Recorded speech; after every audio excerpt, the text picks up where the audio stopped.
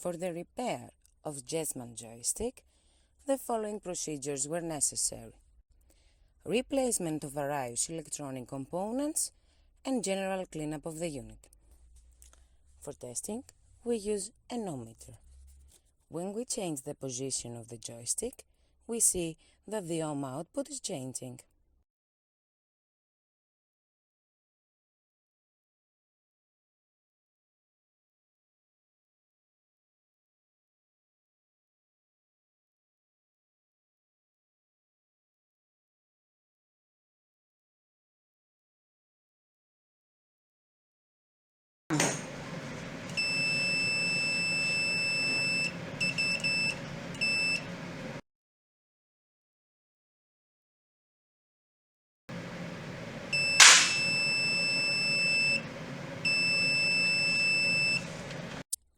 The same procedure repeated for the second joystick.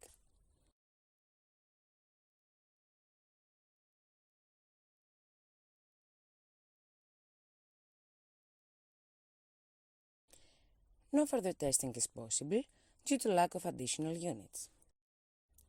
It is now clear that both W.Gessmann joysticks are working successfully and they are ready to be delivered to the customer.